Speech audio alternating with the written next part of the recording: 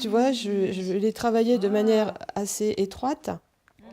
Marie-Noël et Madeleine travaillent sur un projet de stèle en mosaïque depuis le printemps. Le fils de Madeleine est décédé, elle a voulu quelque chose de beau qui ait du sens pour la tombe de son fils. Elles ont élaboré ensemble l'idée d'un arbre de vie.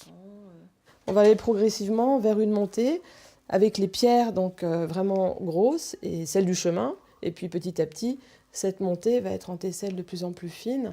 Un arbre qui s'élève vers le ciel, une colombe, un soleil tarte au citron, autant de clins d'œil à son fils pâtissier.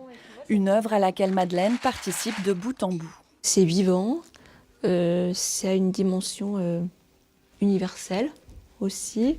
Et moi, je m'y retrouve mieux dans quelque chose de personnel que quelque chose d'épité, tous les mêmes choses, uniforme, gris, triste.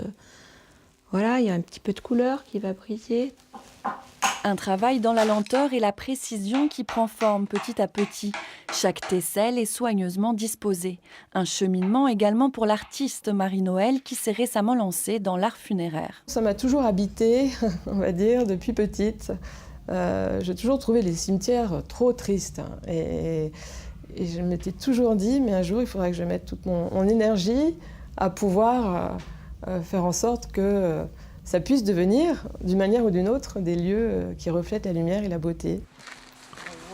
Une fois la mosaïque terminée, elle s'élèvera au-dessus de la tombe d'Antoine. Les deux femmes sont venues faire un premier essai.